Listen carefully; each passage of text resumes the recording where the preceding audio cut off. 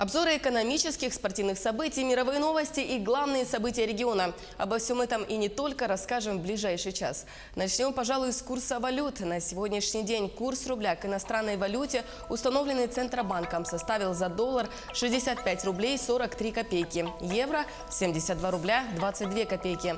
Что касается обмена валюты в Якутске, то сегодня выгоднее всего покупка доллара в Восточном банке – это 65 рублей 20 копеек. Лучший курс продажи предлагает Россельхозбанк.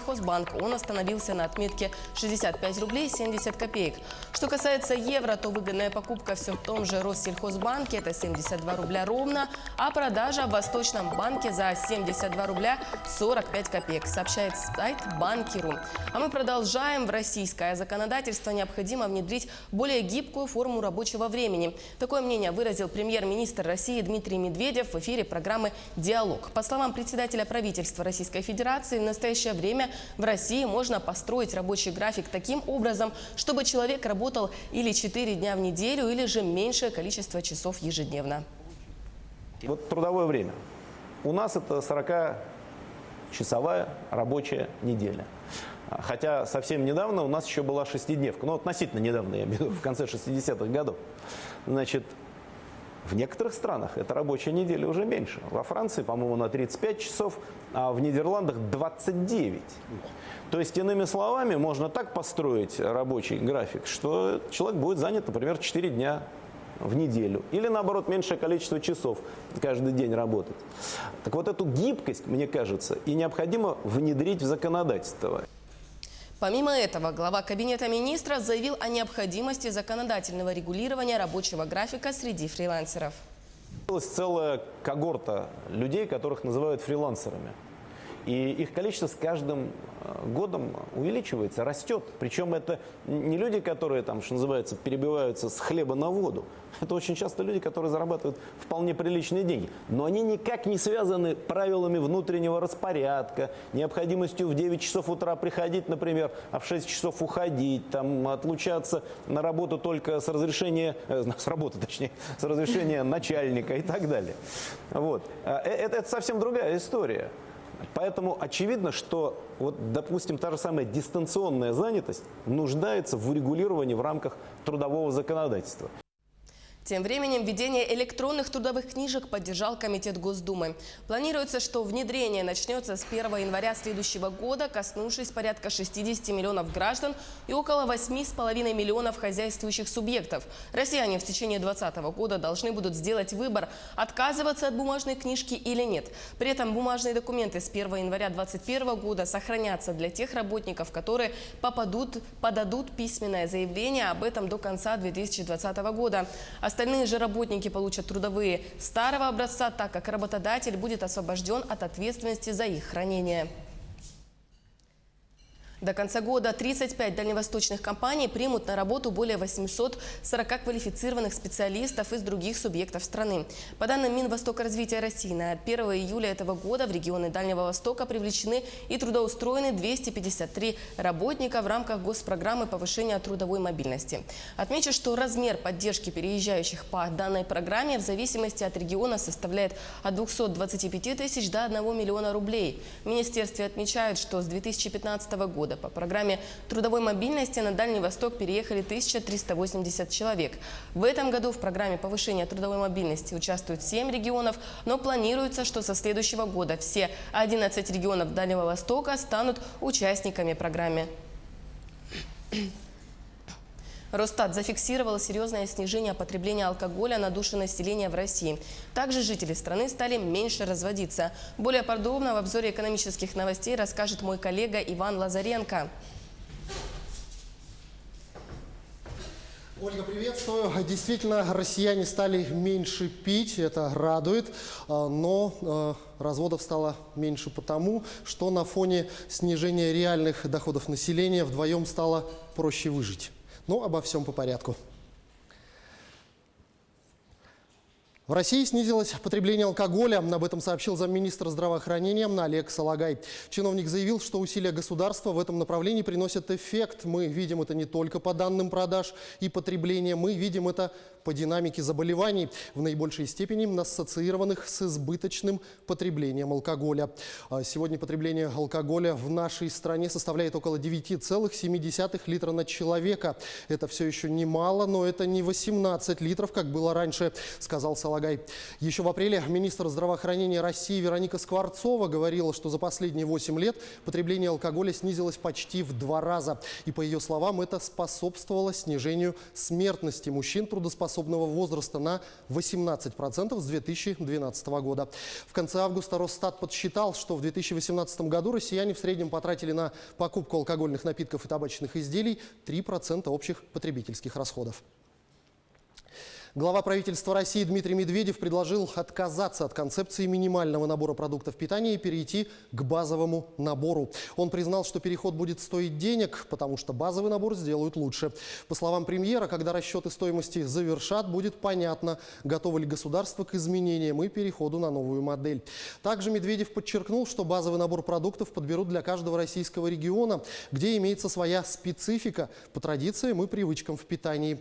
Набор товаров, входящих в потребительскую корзину, должен меняться. И вообще-то он меняется, добавил глава правительства, напомнив, что 40-50 лет назад это были совершенно другие продукты.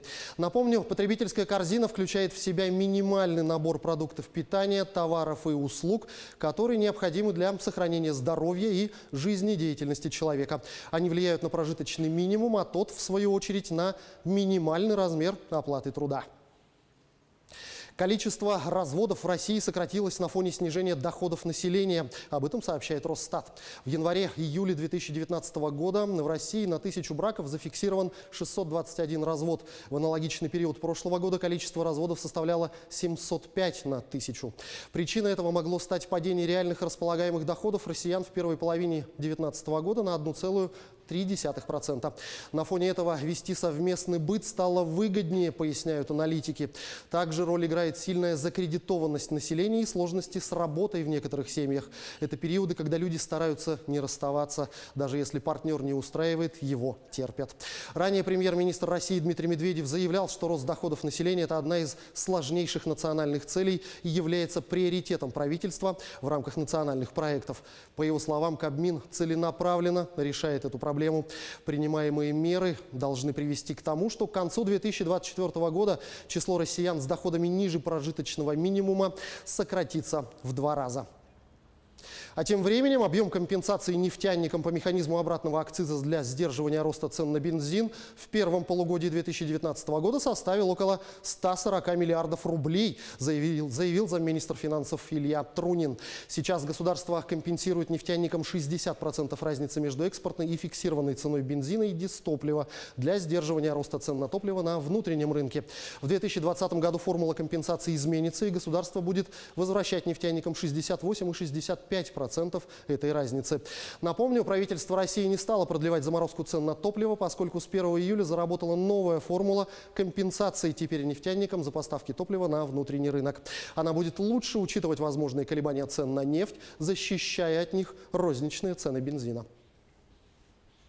На этом у меня все. Оставайтесь в курсе экономических событий на Якутия-24. Ольга, а актуальная информация в следующих выпусках. Спасибо. Спасибо вам, Иван. Ждем от вас новостей. А я напомню, об экономической ситуации в стране нам рассказал Иван Лазаренко.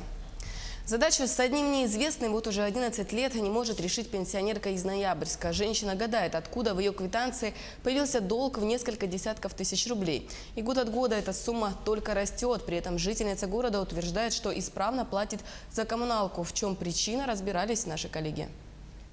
Сколько ж можно? Получается, что я сколько живу, я не плачу вообще. Если верить квитанциям, то Татьяна Громадская – злостный должник за ЖКУ. Сейчас ее долг в расчетке составляет свыше 78 тысяч рублей. И это несмотря на то, что пенсионерка, по ее утверждениям, вносит квартплату исправно. Смотрите, это вот март. Я 83, видите, сумма.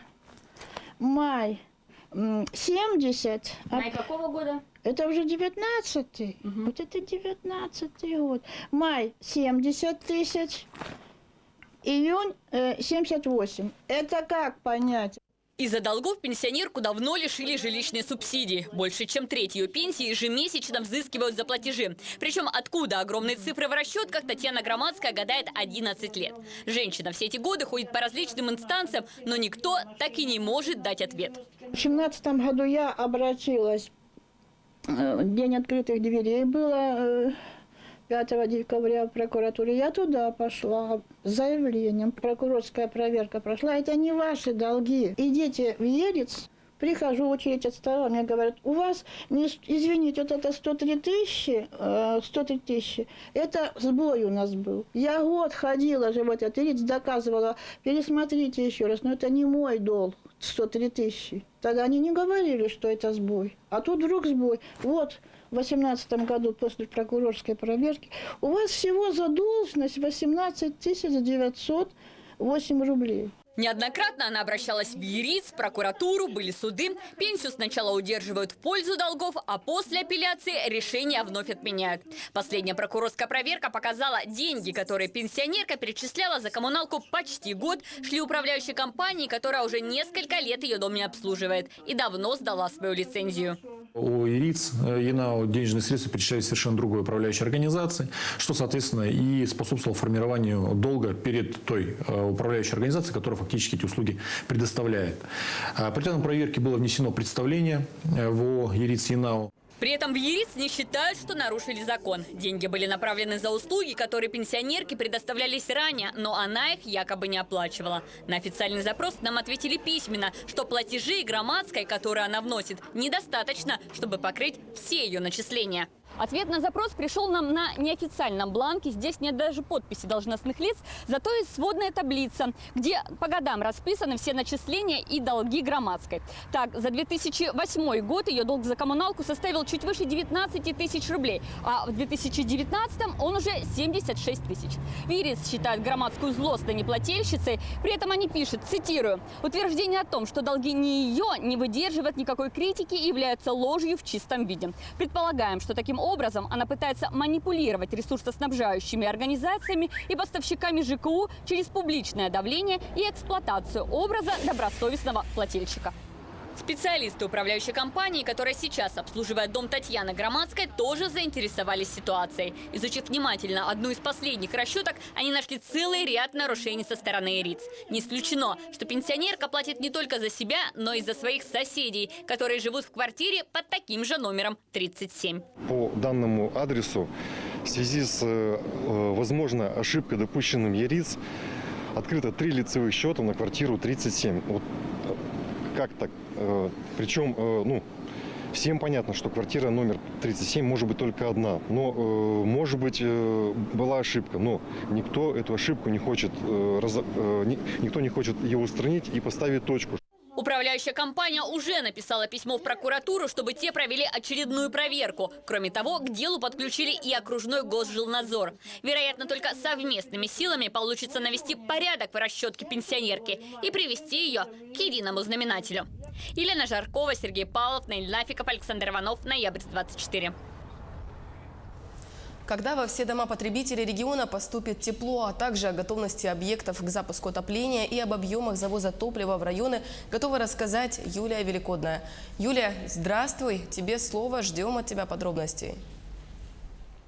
Приветствую, Ольга. Произведен запуск 700 котельных в 30 районах. Накануне Теплоэнергосервис начал отопительный сезон для потребителей Усть-Майского, Алданского, Аймиконского, Ленского в городе Ленск и Мирнинского в поселках Чернышевский и Светлый. Общая подготовка к отопительному сезону в республике составляет 97,3%. Объекты к отопительному сезону готовы 96-98%. Водопроводные системы отопления трассы готовы на 100%. И сегодня, я думаю, что приему тепла все районы готовы. Многие районы по линии ГУП ЖКХ не запущены. Остались центральные районы, которые должны мы запустить до 15 сентября. Энергетики постепенно вводят в работу объекты теплосетевой инфраструктуры, насосные станции, центральные тепловые пункты и тепломагистрали. В течение первых дней проводятся работы по наладке и регулировке режимов совместимости с управляющими компаниями. Все объекты запустились по графику, в принципе, без особых проблем. На данный момент, значит, отрабатываем с управляющей компанией, то есть такие есть жалобы, заявки, локального такого характера. В принципе, все нормально. Как планировали, так и отработали. По информации заместителя генерального директора, главного инженера теплоэнергосервис Виктора Иванова, последним из 6 филиалов компании отопительный сезон начнет Охотский филиал. Потребители начнут получать тепло 15 сентября. Напомним, отопительный сезон начнется только после получения заявки от потребителя и подтверждения его готовности к приему энергоресурсов. Что касается столицы региона, то в Якутске подано тепло в социальные объекты, больницы, детские сады и школы. Затем придет черед жилых домов. Директор ЕТЭЦ Владимир Андреевский отмечает, что этим летом произведен большой объем работы по замене изношенных участков городской магистральной тепловой сети. Что касается ремонта тепловых сетей, то в этом году удалось заменить 30 километров сетей тепловодоснабжения. Процесс уже завершается. Так что якутская ТЭС готова к отопительному сезону, подчеркнул он. Ну а по словам министра ЖКХ региона Дмитрия Садовникова, вопросы по городу Якутску есть. По городу Якутску вопросы есть. По городу Якутску у нас жилой фонд полностью не запущен. Не запущена и часть социальных объектов. Но это на самом деле зависит от организационных моментов. К сожалению, про несвоевременный запуск было отмечено на совещании и у главы региона, и нашему министерству профильному поручено курирующим заместителем председателя правительства, чтобы мы взяли этот вопрос на контроль. В 1263 многоквартирных домах Якутска произведена промывка систем отопления, что составляет 97% от общего жилфонда, снабжаемого теплом от источников Якутскэнерго. Главный специалист якутского отделения энергосбыта Лариса Макзоева отметила, что степень технической готовности объектов потребителей к подаче тепла сохраняется на уровне показателей прошлых лет. Но вместе с тем есть проблемы с гаражно-строительными кооперативами в частном секторе, где собственники элеваторных узлов не занимаются их своевременным обслуживанием. Один из таких объектов расположен возле частных домов по улице Чеченко 35/3, /4, /5 и /6. Обязательным условием вхождения в отопительный период является техническая готовность зданий и урегулирование вопроса задолженности за тепло. Отметим, что по состоянию на 1 сентября общая задолженность потребителей столицы перед Якутскэнерго составляет более 900 миллионов рублей. Из них 400 миллионов рублей задолжали УК и ТСЖ, около 300 миллионов рублей населения. Подготовка к отопительному сезону предусматривает и получение юридическими лицами актов готовности. Одним из условий этой выдачи является отсутствие задолженности. Бесперебойная подача тепла в дома жителей республики в том числе зависит от завоза топлива. Объем топливно-энергетических ресурсов составляет 585 тысяч тонн, из них отгружено 485, доставлено 73%. Стало известно, что на реке Яне уровень воды повышается, движение судов возобновлено. Первый заместитель председателя правительства Якутии Алексей Колодезников отметил, что необходимый объем жизнеобеспечивающих грузов в Янскую группу улусов будет доставлен. Он поручил обеспечить круглосуточный прием наливного флота в Нижнеянском и Усть-Куйгинском нефтебазах. Напомним, что ранее в связи с низкими уровнями воды на реке Яне было введено ограничение посадки судов на участке Усть-Куйга-Нижнеянск. Сегодня в Устьянском улусе отгружено 64 тысячи тонн необходимых жизнеобеспечивающих грузов. Это 93% от плана. Отметим, что завоз грузов для нужд Верхоянского района завершен. Для обеспечения топливом Эвено-Бытантайского улуса отгружено 1000 тонн нефти в Батагае. Ольга, такая информация. Спасибо, Юлия. А мы продолжаем. Более чем на 20 участках дорог в Якутске ведутся ремонтные и строительные работы, что доставляет неудобства жителям столицы. В самом центре города на 202 и 203 микрорайонах образуются большие пробки из-за перекрытия улиц. Тему продолжит Сусанна Рожина. Представители подрядчика утверждают, что на этом участке дорожные работы выполнены на 70%, хотя визуально этих 70% и не видно. Затянувшиеся дорожные работы причиняют неудобства не только жителям двух микрорайонов 202 и 203, но и другим жителям города, которые приезжают сюда по делам, забрать ребенка со школы, таксиста, а также изменены маршруты автобусов. При этом никто не может точно сказать, когда будут завершены эти работы, хотя по контрактам работы должны быть все завершены 31 октября. Когда все будет, когда Всевышний даст. Когда Всевышний даст. Хороший ответ, который означает, что никакой организационной работы со стороны подрядчика на объекте не ведется. Хотя сам начальник участка все-таки нам ответил, что сроки до 31 октября, но при этом отметил, что есть факторы, которые сейчас задерживают ход работ. Единственная задержка у нас субподрядчики у нас держат нас с этими слотками водоотводными. Ну, сейчас еще, поскольку не начаты такие основные денежные работы, то это мало. И тут возникает закономерный вопрос. Если выполнено мало работ, то успеют ли они закончить в срок? Мы говорим о том, что 31 октября, значит, дорога должна открыта быть.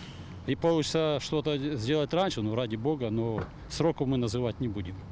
Помимо строительства двух основных дорог Ларионова и Сарона-Амаллона, дополнительные неудобства доставляет и перекрытие участка дороги возле новой школы АИК ИГАТА. Вот здесь, возле заправки, собственно говоря, под компенсатор. И вокруг по Ларионова. То есть, в принципе, заехать можно, если знаешь. То есть, ну, конечно, неудобно. Как нам сказала директор ООО «РДР Групп» Татьяна Антипкина, дорога будет закрыта аж до лета следующего года. Нет, мы не будем ее открывать, потому что опасно. Зачем? Здесь ездит транспорт большегрузный на этот объект. Доступ в школу и детский сад обеспечивается с той стороны, да? Под большегрузы, чтобы дети попадали, ни в коем случае. Вот этот кусок будет закрыт. Для безопасности детей, конечно, можно потерпеть до завершения строительства дома. Однако подрядчику ООО «Сахатрансстрой», который ведет капитальный ремонт по программе «Безопасные и качественные дороги» на улицах Ларионова и Сарона-Амаллона, необходимо ускоряться. Сусанна Рожина, Григорий Николаев, Якутск. Как говорится, язык до Киева доведет, а вот одного жителя Сунтарского района язык довел до колонии. 3 года и 4 месяца заключения получил не в меру разговорчивый мужчина. Подробности у моего коллеги Александра Хавренко в рубрике «Чрезвычайные происшествия». Александр, здравствуйте. Что же такого сказал мужчина, почему попал в колонию? Здравствуй, Ольга. Мужчина, будучи не особо трезвым, неприлично выражался в адрес полицейских, за что и понес наказание. В эфире рубрика «Чрезвычайное происшествие». В студии работает Александр Хавренко. Здравствуйте. Жителя Сунтарского района приговорили к 3 годам и 4 месяцам колонии общего режима за оскорбление представителя власти. В один из дней подсудимый перебрал с алкоголем и начал буянить. Соседи вызвали полицейских. Увидев стражей порядка, мужчина обрушился на них с оскорблениями, причем в выражениях не стеснялся. Пьяного буяна задержали и доставили в полицию. На тот момент у мужчины уже имелись 2 непогашенные судимости по статьям, связанными с приобретением и хранением наркотиков. По совокупности приговоров суд определил мужчине наказание в виде 3 лет и 4 месяцев лишения свободы с отбыванием наказания в исправительной колонии общего режима. Приговор вступил в законную силу. 10 сентября суд вынес приговор по самому резонансному делу 2019 года. На скамье подсудимых оказались 3 мужчин, которых обвинили по целому ряду особо тяжких статей, среди которых изнасилование с угрозой убийством, торговля людьми с применением насилия и разбой. 16 марта 2019 года обвиняемый насильно затащил в салон своего автомобиля женщину. На просьбу отпустить не реагировал и, отъехав недалеко от места похищения, совершил изнасилование потерпевшей. Затем отвез девушку в автосервис, где передал ее своим приятелям, забрал телефон пострадавшей и скрылся с места преступления. 2 мужчин не выпускали девушку из автосервиса, а один обвиняемый совершил насильственные действия сексуального характера. Через некоторое время жертве удалось сбежать, и она обратилась в полицию. Приговором суда обвиняемые признаны виновными. Основной фигурант уголовного дела приговорен к 14 годам колонии строгого режима. 2 его подельников получили 4 года и 6 лет колонии общего режима. Отмечается, что приговор суда в законную силу не вступил. Невнимательность участников дорожного движения часто становится причиной трагедии. В среду днем на Свердловском шоссе внедорожник Toyota Land Cruiser совершил наезд на пешехода. Молодой человек, не удостоверившись в безопасности маневра, решил перейти дорогу. При этом светофор показывал красный свет для пешеходов. Но, увлеченный телефоном, молодой человек не обратил на это внимания. Едва вступив на пешеходный переход, парень был сбит проезжающей машиной. Разобраться, кто больше виновен в этой ситуации, предстоит сотрудникам ГИБДД. В Удмуртии следователи возбудили уголовное дело по статье «Доведение до самоубийства» после суицида 79-летнего ученого Альберта Разина у здания Госсовета Удмуртии. Альберт Разин – заслуженный деятель наук Удмуртии, активист удмуртского движения, выступал за сохранение и распространение удмуртской культуры и языка в своем регионе. 10 сентября Разин вышел на одиночный пикет перед зданием Госсовета. Через некоторое время мужчина облил себя горючей жидкостью и поджег. Прибывшие на место бригады скорой помощи доставили ученого в больницу. У него диагностированы ожоги более 90% тела. Через некоторое время ученый скончался. Следствие выясняет мотивы, толкнувшие Разина на этот поступок. На северо-востоке Австралии продолжают бушевать пожары. По данным полиции, некоторые из них спровоцированы людьми преднамеренно. В штатах Квинсленд и Новый Южный Уэльс эвакуируют жителей. Подробности рассказывает Анастасия Дмитриева. Сотни людей покинули свои дома на северо-востоке Австралии из-за того, что лесные пожары уничтожают огромные участки земли. Около 140 очагов бушуют в 2 штатах – Квинсленд и Новый Южный Уэльс. Кадры с нательной камеры одного из полицейских показывают, что дороги, по которым эвакуируют людей, окружены пламенем. По данным полиции, по меньшей мере 8 пожаров рассматриваются как предумышленные. По словам властей, одно из возгораний спровоцировал 12-летний мальчик. Еще 2 девочки были допрошены. Правоохранители отмечают, что пожары никогда не были такими сильными в весеннее время в Австралии. Осложняет ситуацию ветер. Австралийское метеобюро заявляет, что во вторник порывы будут усиливаться, но в среду начнут стихать, что поможет пожарным в борьбе с огнем. На этом наш выпуск подошел к концу. За развитием событий следите в следующих выпусках новостей. Всего вам доброго и будьте осторожны. Ольга, на этом у меня все. Спасибо большое, Александр. А я напомню, обзор чрезвычайных событий нам предоставил Александр Хавренко, а мы продолжаем. Это мировые новости. Тысячи людей остались без света из-за торнадо, пронесшегося через город Су-Фоллс в штате Южная Дакота. Какой ущерб нанесло природное явление? Мощный торнадо пронесся вечером во вторник через Су-Фоллс, крупнейший город штата Южная Дакота с населением свыше 170 тысяч человек. По словам метеорологов, удар стихии сопровождался сильной грозой и подтоплениями. На этих кадрах, снятых очевидцами, видно, какой ущерб нанесло природное явление магазину автозапчастей на окраине города.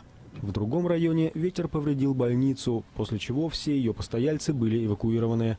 В общей сложности торнадо полностью или частично разрушил 37 построек. Свыше 8 тысяч жителей остались без света из-за поваленных линий электропередач. Сообщений о жертвах нет, несколько человек получили ранения. Местные власти призвали людей воздержаться от поездок в Су-Фоллс, поскольку многие улицы заблокированы поваленными деревьями и различными обломками. По словам синоптиков, в среду в регионе также ожидаются сильные грозы. Художник из Екатеринбурга создал механическую монету на основе американского доллара и граффити Бэнкси. Подробнее об уральском долларе и его создателе в следующем материале. Когда встречаются творения знаменитого анонимного художника Бэнкси и умение мастера на все руки из России, получается нечто вот такое. Художник из Екатеринбурга Роман Бутин создал монету-трансформер на основе старого американского доллара. На ее реверсе интерпретация известной картины Бэнкси «Девочка с шаром». Благодаря специальному механизму ее можно вытащить и использовать как подвеску. Ну а внутри этого уральского доллара целый механический мир. Для Бутина это далеко не первое подобное произведение. До этого он уже создал несколько сотен зажигалок с персонажами фольклора и известных мультфильмов, а еще аналогичных монет на другие сюжеты. На аукционе eBay цены на творение россиянина достигают $4000. Впрочем, эту чудо-монету Бутин продавать не собирается. Он хочет подарить ее либо лично Бэнкси, либо кому-то из членов его семьи. 3 британских мотобайкера один за другим выполнили сложнейшие двойные бэкфлипы на глазах у зрителей. Так каскадеры решили привлечь внимание к всемирным играм Нитро, которые пройдут в Кардифе в следующем году. Тему продолжит Анастасия Дмитриева.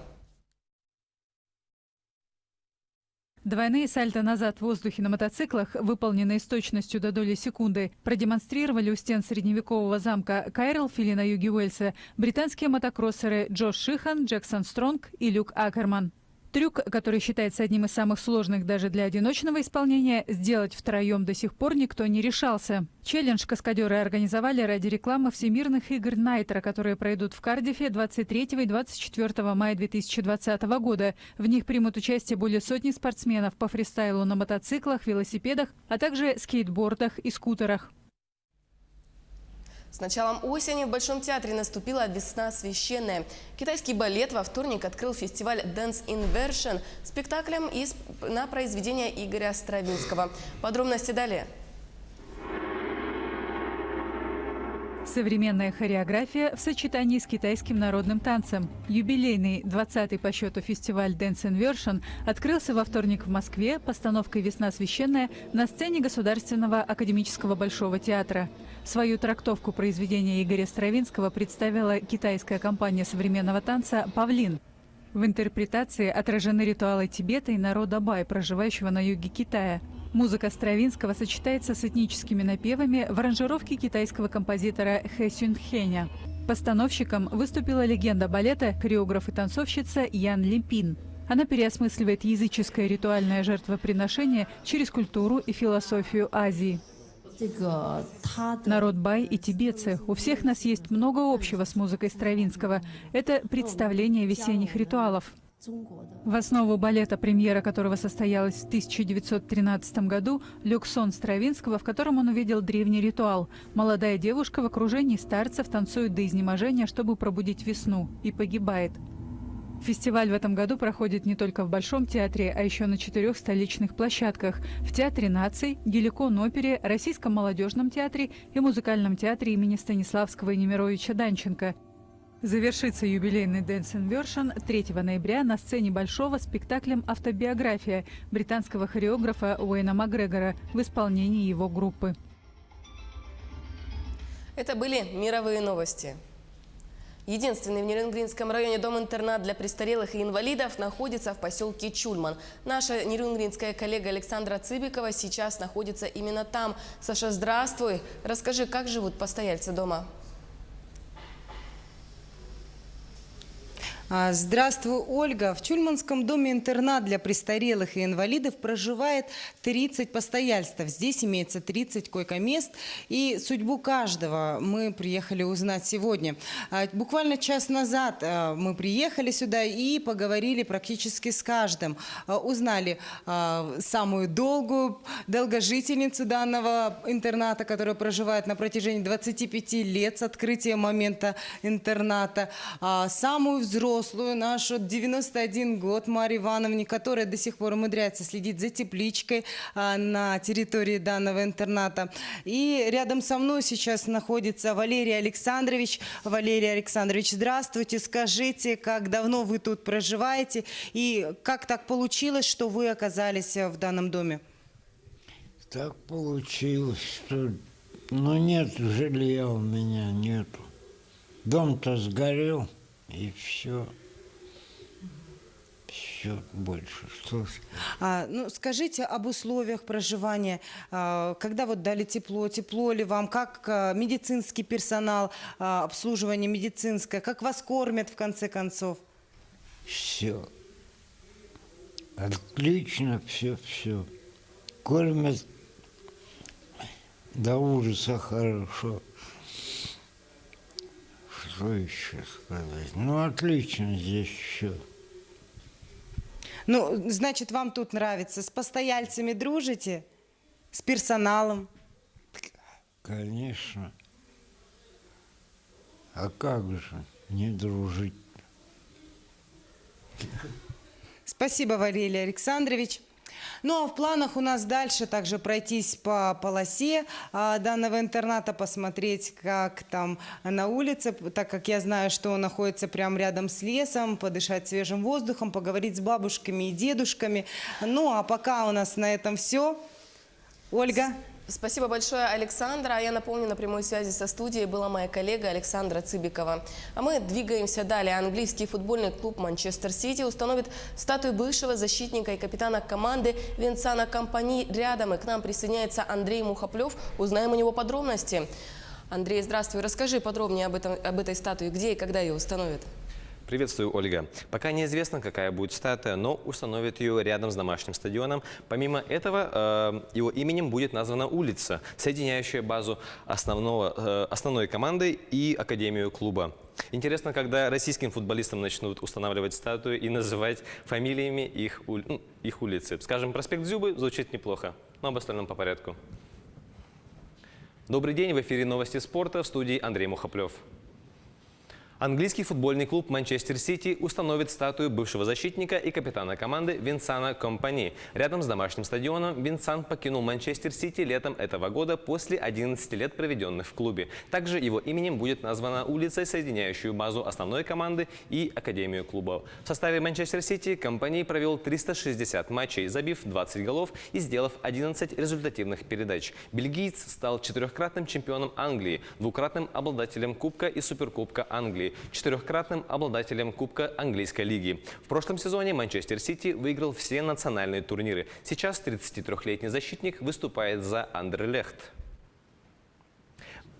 Волейболисты сборной России начинают борьбу за медали чемпионата Европы. Первенство пройдет в 4 странах – Бельгии, Франции, Нидерландах и Словении. В августе российская команда прошла олимпийскую квалификацию. Команда отправляется на турнир в ранге одного из фаворитов. Изначально чемпионат Европы был в плане как основное мероприятие сезона наряду с отбором на Олимпийские игры. Соперниками сборной России на предварительном этапе станут команды Турции, Словении, Финляндии, Северной Македонии и Белоруссии. В стартовом матче наша сборная встретится с турецкими волейболистами. В турнире принимают участие 24 коллектива, которые разделены на 4 группы. В плей-офф выйдут по 4 сборные из каждой группы. Финальный матч состоится 29 сентября в Париже. Бывший чемпион мира по версиям Всемирной боксерской ассоциации и Международной боксерской федерации весовой категории до 90 килограмм россиянин Денис Лебедев желает возобновить карьеру. Чтобы остановить победную серию конголезца Илунги Макабу, спортсмен объявил о завершении карьеры в июле. Он посмотрел последние 2 боя Макабу, и у него появились мысли о том, чтобы выйти на бой с ним и остановить его победную серию над боксерами из России. Всего на счету 40-летнего Лебедева 32 победы, из них 23 нокаутом и 2 поражения. В последний раз он выходил на ринг в ноябре прошлого года, выиграв у американца Майка Уилсона решением судей. Макабу в 2 последних поединках победил россиян Дмитрия Кудряшова и Алексея Панина. В настоящий момент 31-летний боксер из Конго владеет серебряным титулом Всемирного боксерского совета. В его активе 26 побед, из них 24 нокаутом и 2 поражения. Российский боец смешанного стиля Федор Емельяненко в ноябре начнет подготовку к поединку в Японии. Федор планирует начать подготовку в ноябре. Ранее стало известно о том, что Емельяненко проведет поединок в конце декабря в Японии. Его соперником может стать американец Кертис Джексон. Всего в активе 42-летнего Емельяненко 38 побед и 6 поражений. 9 команд разыграют звание чемпиона Якутии по большому футболу. В Якутске стартовал чемпионат республики по футболу среди любительских команд. На турнире принимают участие 3 сильнейших коллектива из Якутска, а также команды Мегина Кангаласского, Вилюйского, Чурапчинского, Усть-Алданского и Хангаласского улусов. Вчера, в первый день чемпионата, на стадионе Туймада прошли 3 матча. Футболисты Манчары из Мегина Кангаласского улуса в стартовой игре добились волевой победы над воспитанниками Республиканской специализированной спортивной школы по футболу. Во второй игре один из главных претендентов на победу в чемпионате, команда Ирбис-99, разгромил сборную Чурапчинского улуса. Столичные футболисты отправили в ворота соперника 6 безответных мячей. И, наконец, команда Хангаласского и Вилюйского улусов не выявила победителя. В последнем матче была зафиксирована 0-я ничья. О спортивных событиях в стране и в мире нам рассказал Андрей Мухоплев. Спасибо большое, Андрей. Ждем от вас еще больше новостей. Это была рубрика спорта, а мы продолжаем. И теперь к другим темам. Сегодня в Якутске пройдет ярмарка вакансий нефтегазового комплекса. Свои вакансии представят такие компании, как «Газпром Трансгаз Томск», «Газпром Добыча Ноябрьск», «Саха-Транснефтегаз», «Якутская топливно-энергетическая компания» и «ТАСС Юрях-нефтегазодобыча». Ярмарка пройдет с 2 до 5 часов вечера на первом этаже корпуса КФЕН СВФУ. Отмечу, что мероприятие проводится в рамках региональной программы «Местные кадры в промышленность». В этом проекте участвуют 22 компании. И благодаря этому за первое полугодие текущего года трудоустроено уже более 3000 человек.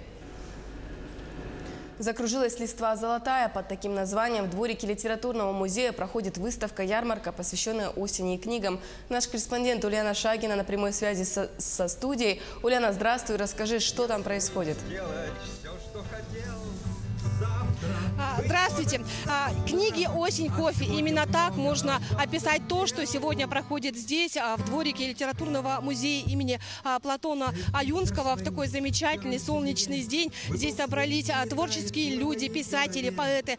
В общем, все те, кто любит книги, любит читать, любит чтение. Организаторы мероприятия проводят такое мероприятие впервые, поэтому очень волнуются. Тем не менее, мероприятие уже началось. И рядом со мной заместитель директора этого музея Линда Иванова. Линда Ивановна, расскажите, пожалуйста, что здесь сегодня происходит? Сегодня у нас мероприятие, которое вот озвучили, книги «Кофе. Осень». Здесь собрались почитатели литературы, также наши писатели, поэты и начинающие писатели. Сегодня у нас в нашем дворе, где находится дом-мемориал Платона Алексеевича Аюнского, во дворе прямо вот наше мероприятие на все вот эти. Тут звучат песни, стихи, люди общаются с писателями, пробуждаются, наверное, у них тоже муза к написанию своих произведений, мне кажется так. И самое главное, наше мероприятие предназначено для молодого поколения, чтобы они тоже любовь к чтению, чтобы привить, нужны вот такие мероприятия. Ну а мы продолжаем дальше. И рядом со мной первый заместитель министра культуры и духовного развития республики Владислав Валерьевич Левочкин. Владислав Валерьевич сам является поэтом, у него несколько книг, стихов и пьес. Владислав Валерьевич, расскажите, пожалуйста, что вообще значит чтение для человека?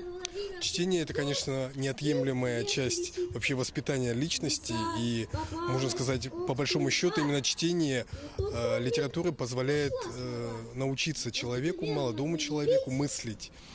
Без чтения невозможно полного обладания информацией. Нужно понимать, что та информация, которая есть на телевидении, в Ютубе, в интернете, она не дает возможности сформулировать свое отношение к тому или иному предмету. И когда разговариваешь с человеком, всегда, в принципе, понятно, читает ли человек или не читает, что он читает, какую литературу читает. Потому что все те слова, которые мы используем, лексический словарный запас у всех людей разный. Да? И беседуя с людьми, стараешься подбирать как бы, тот словарный запас, который необходим, который, вот, скажем, для того, чтобы донести более понятно свою мысль. Общение – это неотъемлемая часть вообще человека. Человек появился тогда, когда появилось общение, собственно, человек с этого начался. И это зафиксировано также во всех первоисточниках, во всех изданиях. Нужно понимать, что человек не может без живого слова, и он воспитывается через слово. Человек может передавать свои знания только через слово. Поэтому мы очень благодарны нашему литературному музею имени Платона Алексеевича Аюнского за такую инициативу, за придание такого масштаба впервые проводящиеся акции. Действительно, у нас нынешний год необычный. Это год консолидации в Республике Саха-Якутия, год театра в Российской Федерации, год добрососедства в городе Якутске. Поэтому вот именно придание таких тематических годов, оно способствует появлению таких вот новых форм общения, взаимодействия. И мы хотели бы, чтобы это мероприятие стало традиционным. Спасибо большое. Ну а мы продолжаем дальше. Кстати, в здании музея проходит выставка раритетных книг на якутском языке. Первые издания на якутском языке. Можете зайти посмотреть. Здесь же проходят различные мастер-классы по лоскутному шитью, по вырезанию книг, вырезанию бумаг. Народные мастерицы показывают, как изготовить якутские сувениры и одежду. И рядом со мной народная мастерица республики по лоскутному шитью Татьяна Шишигина. Татьяна Николаевна, расскажите о своем искусстве, чем вы занимаетесь и что вы сегодня показываете людям. Здравствуйте.